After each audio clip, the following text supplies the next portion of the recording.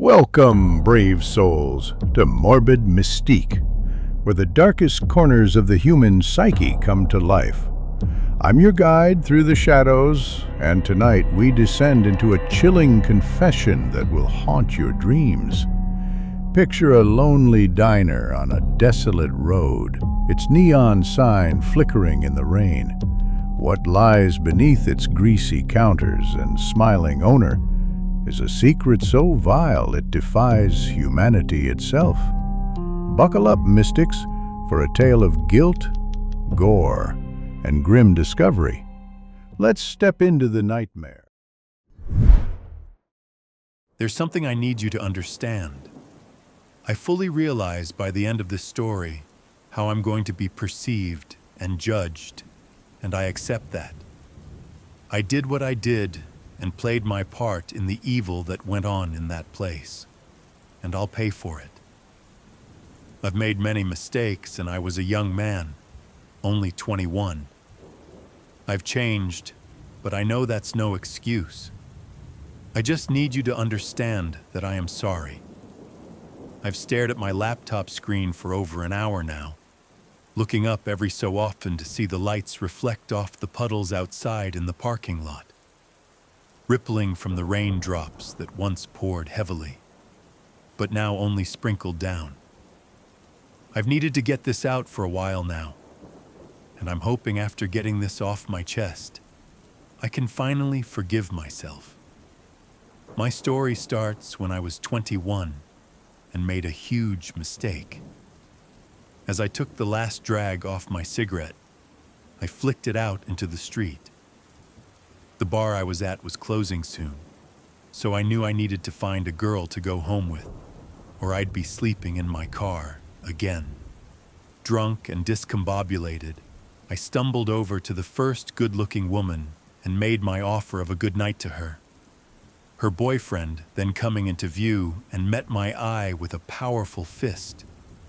I grabbed the bottle on the counter, broke it over the man's head, and completely blacked out after that. As I came to, I stood over the dead body of the man who punched me, bloody broken bottle still in hand. Everyone was screaming in panic, and I blacked out again until waking up the next day in the back of an alley.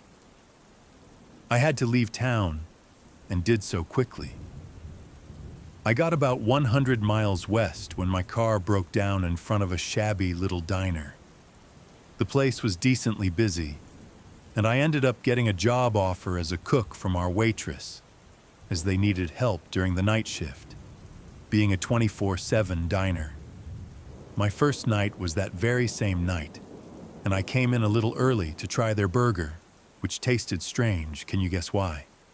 And met the owner, Russ. Russ was a very large man, pale pink skin, a bald head, and golden yellow eyes. Something seemed odd about Russ. He was always smiling with his mouth closed, and when he did open his mouth, he displayed very sharp teeth. At first, I was always catching him staring at me, until I mentioned it to my trainer, Jose, who told me to ignore it and to never look him in the eyes. This struck me as very odd. My first week went quickly, but paid off very well, as after getting my pay in cash, it seemed I was making roughly triple that of minimum wage.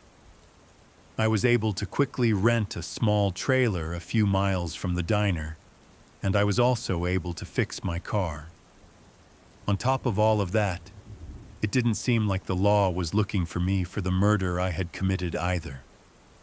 I felt good after the first week, but this would quickly change once I was given more responsibility at work, and I was introduced to the horrors that went on there. One day I was asked by Jose to go grab the beef from the freezer. Walking to the freezer, I walked past a cellar door, which I made note of looking very old, almost medieval. The freezer was massive, and as I slipped on a coat to go in, I noticed jars of frozen eyeballs along the middle shelf. This scared me, until I remembered this place dealt with specialty meats and rare exotic items according to Jose, so maybe this was one of those. This thought comforted me until after grabbing the frozen beef, I saw another jar of human fingers.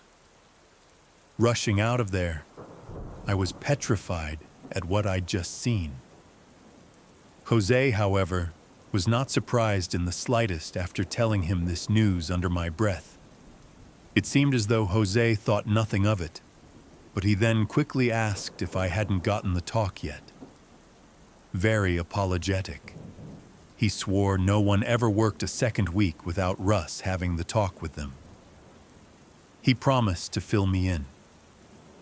That night, Jose took me to a bar close by the trailer park, where I now lived, and filled me in on what goes on at Russ's diner.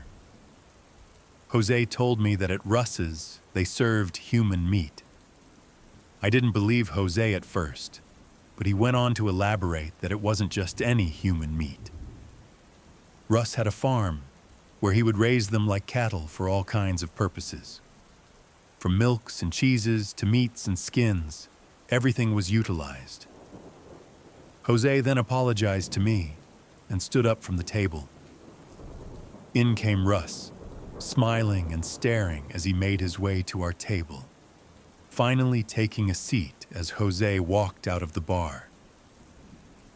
Russ told me a collection of things he used to justify his actions, stating human meat is the most nutritious of them all, and that the cattle he farmed were basically brain dead, that he was doing a service to the world. Russ told me it was simple, to go on working for him, and I would continue to make good money. But if I ever tried to turn him in or quit, well, let's just say Russ knew I was on the run and threatened to share interesting information with the police about his new employee. Russ left, and I went home, lost on what to do next. Of course, I knew what I'd do.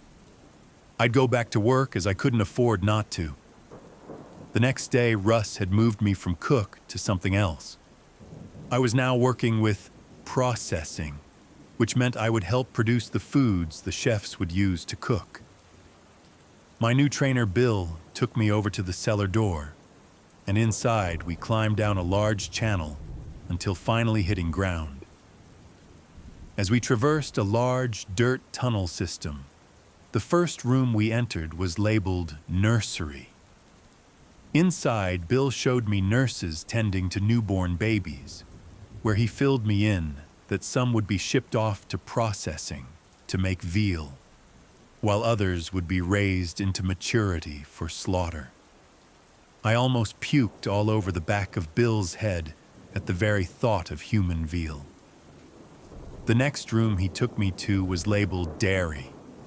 Inside, women cattle were hooked up to large milking machines which pumped the milk into large containers. The women had shaved heads, wore tattered rags, and were filthy.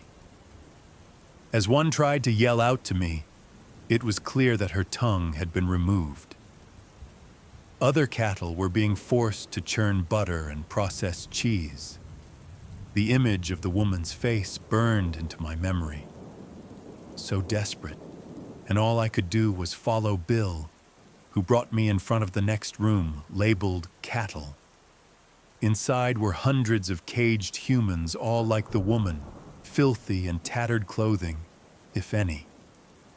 Bill told me to pay attention, as I would have to grab the next one. Bill walked over to the wall and grabbed a large hook on a long stick, and with it, reached into a cage and grabbed one of the human cattle with the hook, jabbing it into their back and using it to carry them out. Blood poured out of the man as the others in the cage screamed in panic, and it almost reminded me of the night I killed that man. I tried to tell Bill I couldn't do it. This was too much for me. Bill then laughed and told me to just wait, hosting a sinister smile that we hadn't even entered the processing room yet.